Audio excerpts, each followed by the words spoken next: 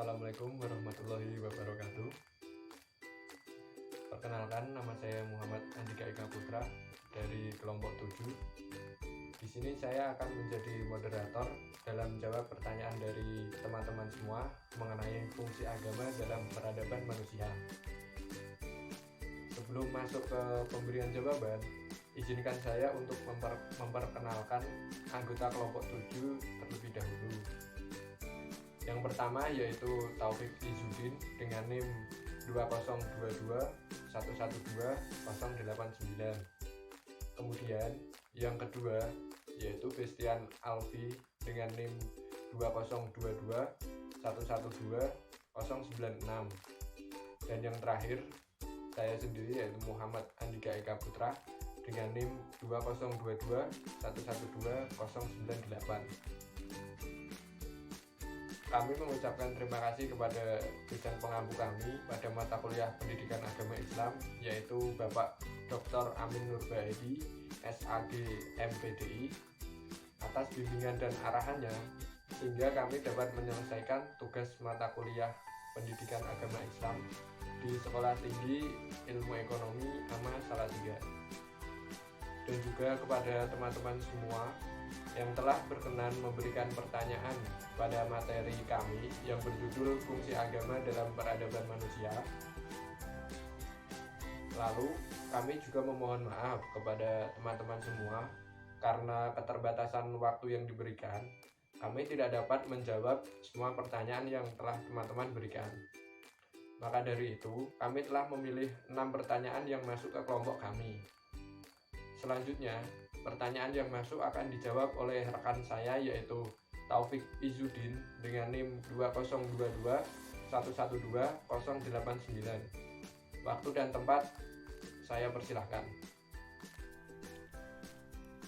Baik, di sini saya akan menjawab pertanyaan pertama dari Lutfi Haidatul Ariyanti dengan NIM 2022112067.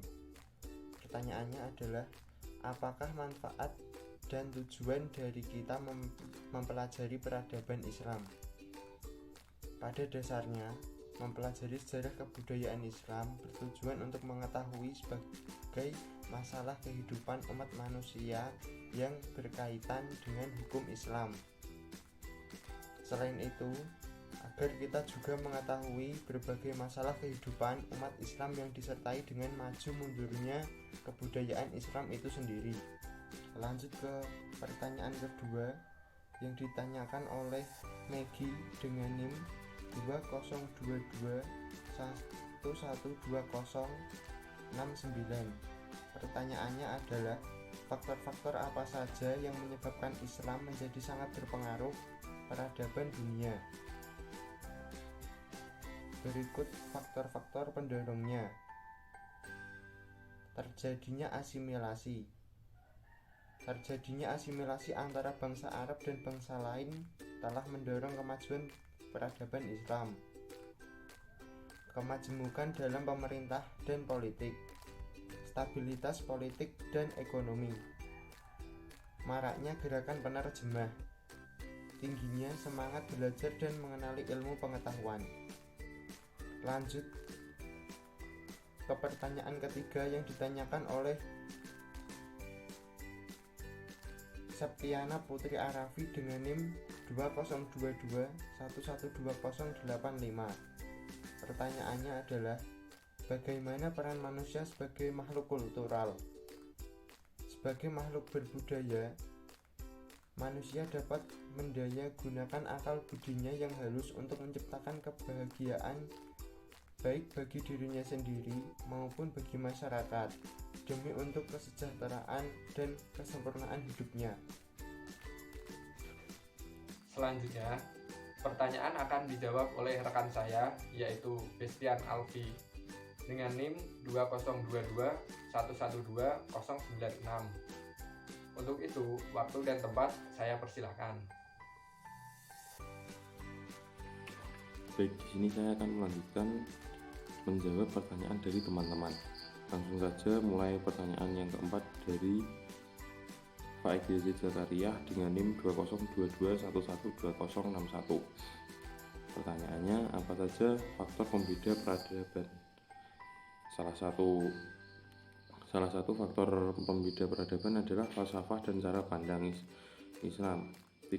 Islam tidak akan menghalalkan hal yang diharamkan oleh agama lain dan tidak akan memerintahkan hal yang dilarang oleh agama lain. Juga sebaliknya, jika ada agama dan falsafah lain yang memandang babi, khamr, pernikahan antara agama dan homoseksual sebagai hal yang dihalalkan, Islam tidak akan mengikutinya atau mengharamkannya. Selanjutnya pertanyaan yang kelima oleh Tika Dewi Salfitri dengan NIM 2022112091. Pertanyaannya, salah satu fungsi agama yaitu sublimatif. Apakah yang dimaksud sublimatif? Yang dimaksud sublimatif adalah ajaran agama mensucikan segala usaha manusia, bukan saja yang bersifat agamawi, melainkan juga bersifat duniawi. Usaha manusia selama tidak bertentangan dengan norma-norma agama, bila dilakukan atas niat yang tulus karena untuk Allah, itu adalah ibadah.